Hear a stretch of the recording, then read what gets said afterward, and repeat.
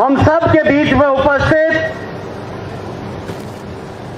गोरक्षपीठ के अधिपति, उत्तर प्रदेश के सम्मानित मुख्यमंत्री और भारत में हिंदुत्व की प्रखर चेतना के वाहक, बटेंगे तो कटेंगे इस नारे का सूत्रपात करने वाले श्रद्धेय महंत योगी आदित्यनाथ जी, मंच पर उपस्थित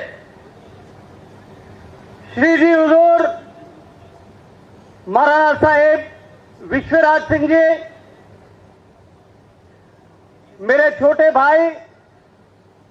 और राजस्थान सरकार के सम्मानित मंत्री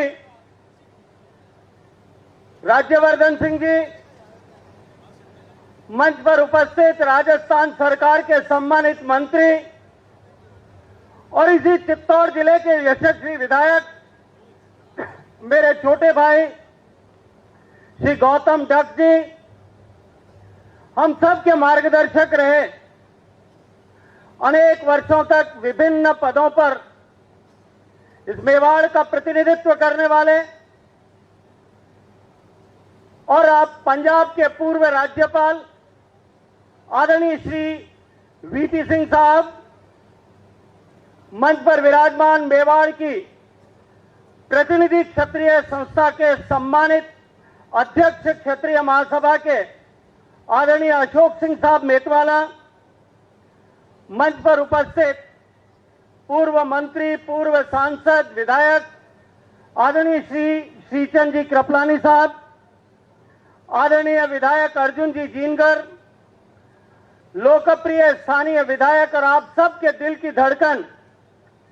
और मुझे लगता है इस कार्यक्रम को आयोजित करने के लिए जिन्होंने दिन रात इस कार्यक्रम की चिंता की।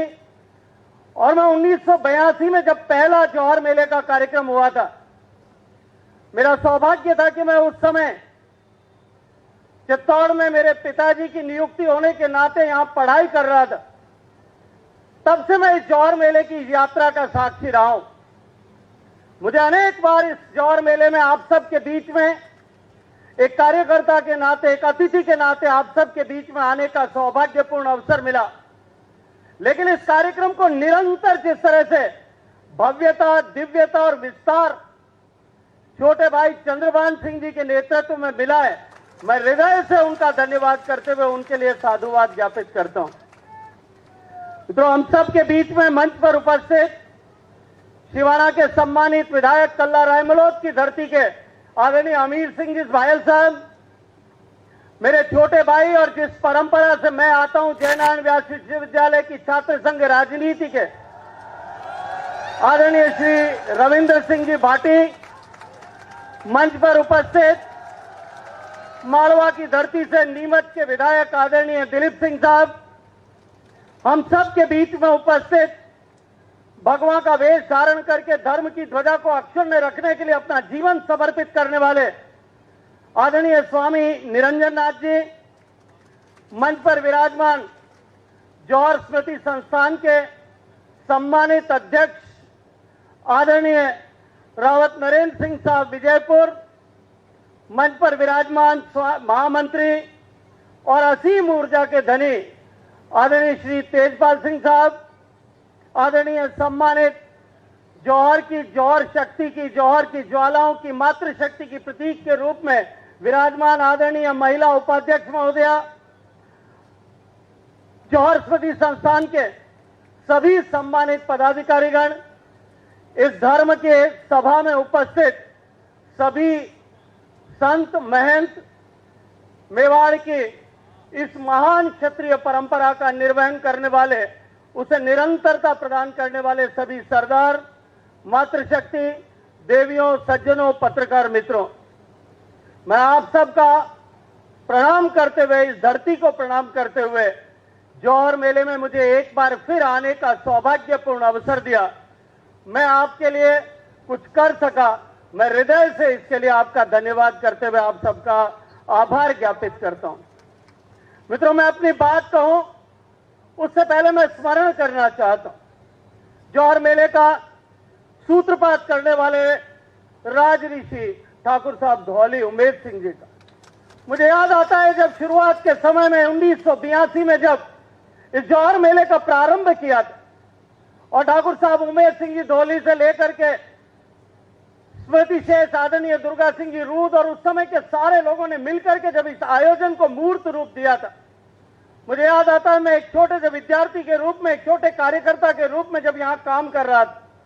और वो जौहर मेला जिसमें मेवाड़ के अधिपति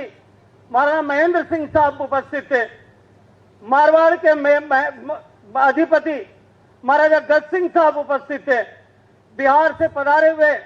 रेल राज्य मंत्री तत्कालीन आदरणीय दिग्विजय सिंह साहब जिस मंच पर उपस्थित थे, तब से लेकर के आज भी यदि ये जौहर मेला निरंतरता के साथ में काम कर रहा है। जिन मातृशक्ति ने जौहर किया, उनकी प्रेरणा और उनका बलिदान तो निश्चित रूप से उसका वाक है ही, लेकिन राजऋषि ठाकुर साहब उमेद सिंह जी धौली ने जो नींव रखी थी, वो नींव आज इस जौहर मेले को इस मुकाम तक आज पहुंचाने में कामयाब हुई। मित्रों, मैं अपनी बात करूं उससे पहले स्मरण करना चाहता हूं स्वर्गीय तखत सिंह साहब, जिन्होंने दूसरे अध्यक्ष के नाते लंबे समय तक एक अनुशासन के साथ में, अभी कुछ दिन पहले ही वो हमें छोड़ करके गए। मुझे लगता है शायद 4-5 दिन पहले ही उनके दस्तूर सब पूरे हुए। मैं उनके भी को भी प्रणाम करते हुए, उनको भी स्मरण करते हुए अपनी बात को प्रारंभ करना चाहता हूं। मित्रों, मेवाड़ की यह पवित्र धरती वीरता और त्याग की महान परंपरा की प्रतीक। मेवाड़ की यह पवित्र धरती, जिस धरती में हजारों साल तक इस धर्म की रक्षा के लिए अपने आप को कुर्बान करने वाले लोगों की एक श्रेष्ठ सुदीर्घ परंपरा रही है। मेवाड़ की इस पुण्य भूमि में जहां पे लोगों को केवल मात्र इसलिए नहीं कि मेरी मृत्यु के बाद में भी मेरी देह को कोई अपवित्र न कर सके, अपितु रणबांकुरे जो अंतिम युद्ध के लिए जब प्रयाण करते थे, तब उनके मन में किसी भी तरह का मोह शेष न रहे। इसके प्रतिरूप के रूप में, इसके प्रतीक के रूप में जिन लोगों ने, जिन माताओं ने, जिन बहनों ने जौहर किया, आज वो धरती निश्चित रूप से दुनिया के किसी भी तीर्थ से ज्यादा पवित्र है। मैं हृदय से इस धरती को नमन करते हुए आप सबके को प्रणाम करता हूं, आप सबको अभिनंदन करता हूं। मित्रों, चित्तौड़गढ़ का यह दुर्ग केवल एक दुर्ग पाषाण खंडों से निर्मित नहीं है। अभी तो चित्तौड़गढ़ का यह दुर्ग भारत के स्वाभिमान, भारत की अस्मिता और भारत की अदम्य जिजीविषा का प्रतीक है। हजारों सालों तक भारत पर आक्रमण हुए, भारत का ऐश्वर्य, भारत का की बौद्धिक संपदा, भारत का ज्ञान, भारत का विज्ञान, भारत की पुरा संपदा, भारत का स्थापत्य, इस सब ने अनेक लोगों को भारत के प्रति कौतूहल के साथ देखने का अवसर प्रदान किया। हजारों लोग इस हजारों साल के इतिहास में भारत को जानने के लिए, भारत को पहचानने के लिए, भारत को देखने के लिए भारत में आए थे। लेकिन आज कालांतर में अनेक लोगों ने भारत की इस महान सभ्यता को खंडित करने, इसे तोड़ने, इसे नष्ट भ्रष्ट करने के प्रयास किए। हजारों सालों तक तलवार की ताकत के आधार पर इस सभ्यता को मिटाने की कोशिशें हुई, लेकिन यह मेवाड़ की धरती, परम बलिदानी धरती, परम जो है पूजनीय धरती, इस धरती के महान वीरों ने इस सभ्यता को बनाए रखने के लिए, इस परंपराओं को बनाए रखने के लिए, इस संस्कृति को बनाए रखने के लिए देश में एक अनूठी परंपरा कायम की थी। मित्रों, देश में अनेक बलिदान की भूमि है। पूरे देश में अनेक ऐसे स्थान हैं जहां लोगों ने अपने आप को इस सभ्यता संस्कृति के लिए खपा दिया, मिटा दिया। लेकिन चित्तौड़ की यह धरती अनूठी है, जहां इतिहास में अनेक अनेक बार वीर गाथाएं लिखी गई। जब अभी हम आ रहे थे उदयपुर से, मैं महाराज जी के साथ में बैठा था, महाराज जी चर्चा कर रहे थे। 3 बार यहां जौहर हुआ। एक बार रानी पद्मिनी के नेतृत्व में 1303 में, दूसरी बार रानी कर्मावती के नेतृत्व में, और तीसरी बार 32 साल बाद में 1568 में रानी फूल महारानी साहिबा फूल कंवर के नेतृत्व में जौहर हुआ। 3 बार जिस धरती ने जौहर देखा। और जौहर की ज्वाला बेशक कुछ दिनों बाद में शायद ठंडी हो गई हो, जौहर की ज्वाला शायद उसकी अग्नि शिखा बुझ गई होगी, लेकिन जौहर की अग्नि ने देश में जिस तरह से लोगों के मन में, लोगों के हृदय में जिस तरह की अग्नि प्रज्वलित की, उस अग्नि ने, जौहर की माताओं की उस आग की तपिश ने पीढ़ियों तक लोगों को जल लड़ने की और बलिदान होने, कुर्बान होने की परंपरा कायम। मित्रों, जब हम जौहर मेले में खड़े होकर के इन सब विषयों पर चर्चा करते, तब वर्तमान के युग में जिस तरह से हम पर सांस्कृतिक हमला हो रहा है, जिस तरह की परिस्थितियां और चुनौतियां वर्तमान में समाज के सामने खड़ी है, जिस तरह से समाज को विभिन्न जातियों में, टुकड़ों में बांट करके खड़ा किया जा रहा है, जिस तरह से हमारे इतिहास पुरुषों का राजनीतिक स्वार्थ के लिए, कुछ लोगों का राजनीतिक स्वार्थ के चलते हुए जिस तरह से अपमान और अपशब्दों के साथ में प्रयोग किया जाता है, उनके बारे में चर्चा की जाती है। मैं आज इस मंच पर खड़े होकर के कहता हूं कि उन अमर बलिदानियों ने महाराणा बप्पा रावल से लेकर के महाराणा राज सिंह जी तक एक लंबी परंपरा, जिन लोगों ने बलिदान की, जिन माताओं ने, जिन वीर माताओं ने हंसते हंसते अपने पुत्रों को, अपने पतियों को, अपने पिताओं को कुर्बान कर दिया, जिन माताओं ने हंसते हंसते अपने आप को अग्नि शिखा के समर्पित कर दिया, क्या उनका प्रयाण, उनका ये बलिदान, उनकी ये कुर्बानी क्या केवल किसी एक समाज विशेष के लिए थी? क्या केवल इसी जाति विशेष के लिए थी, या इस पूरे हिंदू धर्म और हिंदू सभ्यता के लिए थी? ये प्रश्न निश्चित रूप से आज हम सबके सामने होना चाहिए। मित्रों, जब मैं महाराष्ट्र में जाता हूं, छत्रपति शिवाजी महाराज को पूरा महाराष्ट्र, हर जाति के लोग, हर समाज के लोग, हर वर्ग के लोग छत्रपति शिवाजी महाराज को अपनी अस्मिता का प्रतीक मान करके उसकी चर्चा करते। उनसे जुड़े हुए हर कार्यक्रम में अनेक अनेक अनेक लोग, हर जाति वर्ग समाज के एकत्रित आते हैं। लेकिन जब मैं राजस्थान में आज होने वाले विभिन्न वीरों की, रणबांकुरों के स्मृति में आयोजित कार्यक्रमों में जाता हूं, मुझे अत्यंत कष्ट होता है, दुख होता है कि वो केवल और केवल एक समाज विशेष तक समेट करके रख दिए गए। मित्रों, आज मुझे बहुत प्रसन्नता है, मुझे कई बार जौहर मेले में आने का अवसर मिला। मैं आदरणीय विजयपुर रावत साहब का, आदरणीय तेजपाल सिंह साहब का, आदरणीय चंद्रभान सिंह जी का हृदय से धन्यवाद करता हूं कि आज पहली बार मैंने इस कार्यक्रम को सर्व समाज के समग्र कार्यक्रम के रूप में देखा है। और मैं ये मानता हूं कि ये जो नई शुरुआत हुई है, ये नई शुरुआत योगी जी का वो जो नारा है कि बटेंगे कि कटेंगे, उससे सीख लेकर के आगे बढ़ने की दिशा में हम सबको लेकर के जाते। मित्रों, आज समय आ गया है कि जिस समय की परिस्थितियां और चुनौतियां हम सबके सामने खड़ी है, हमारी संस्कृति पर जिस तरह से हमला किया जा रहा है, जिस तरह से हमको बांट करके कमजोर करने के प्रयास किए जा रहे हैं, हम सब संगठित हों, हम सब एक हों, हम सब मिल करके इस संस्कृति के पुनरुद्धार के लिए काम करें। मित्रों, अभी आदरणीय तेजपाल सिंह साहब ने कुछ चर्चा हमारे सामने की है। मैं जब पिछली बार मीरा महोत्सव के समय में आया था, तब मैंने निवेदन किया था और उसके बाद में मैंने इस बात की शुरुआत की है, क्योंकि चित्तौड़गढ़ का दुर्ग यूनेस्को की वर्ल्ड हेरिटेज साइट के रूप में नामित, इसलिए यहां कुछ काम करने में लेकर के बहुत सारी सीमितताएं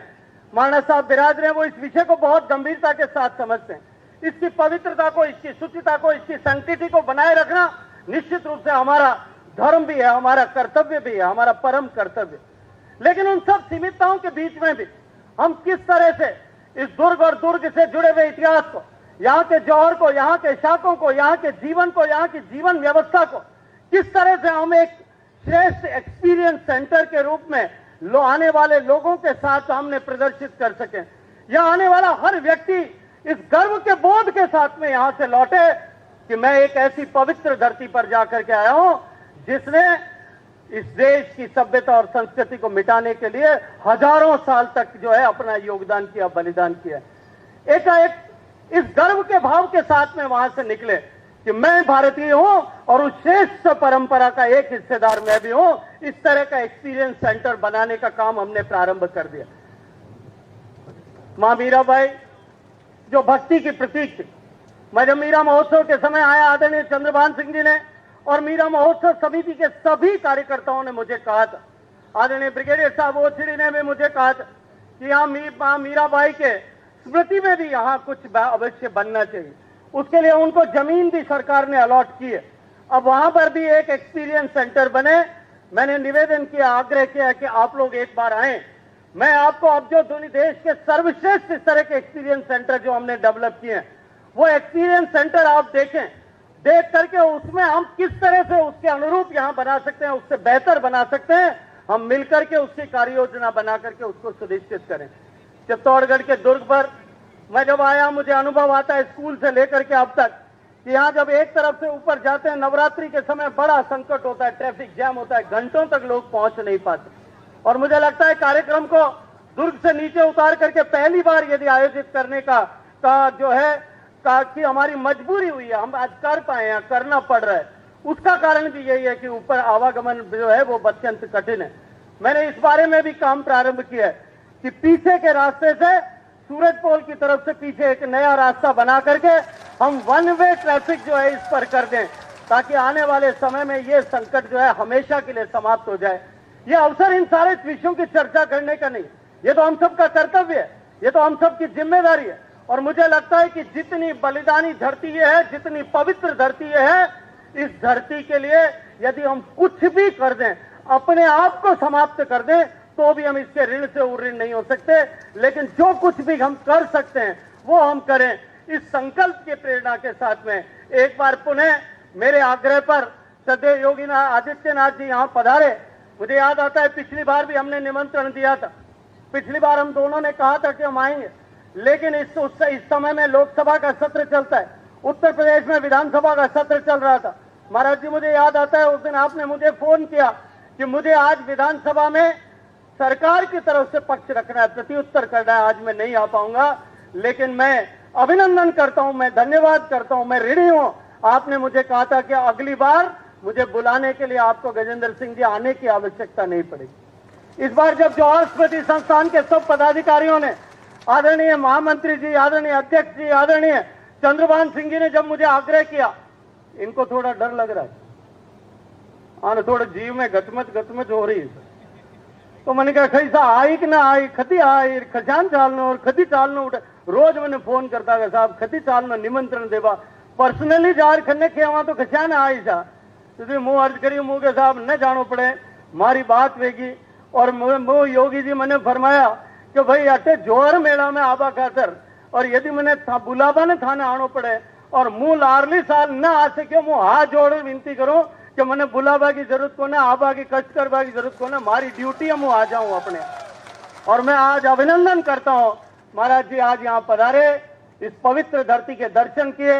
इसकी रज को अपने माथे पर आपने धारण किया, और एक संकल्प के साथ में हम सब लोग यहाँ से जाएंगे। आपका आशीर्वाद मिलेगा। आपको बहुत बहुत साधुवाद और अभिनंदन के सहित बोलिए भारत माता की।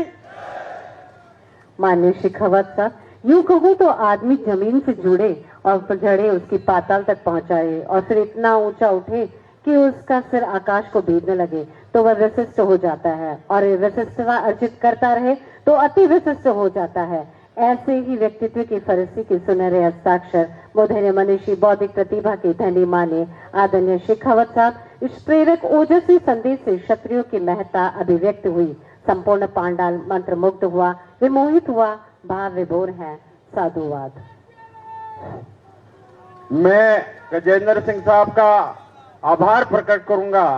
कि उन्होंने मेरे जानबूझकर वैकल्पिक रास्ते के बारे में बात नहीं की। मुझे लगता है कि केंद्र सरकार और राज्य सरकार इसके विषय में चिंतित है।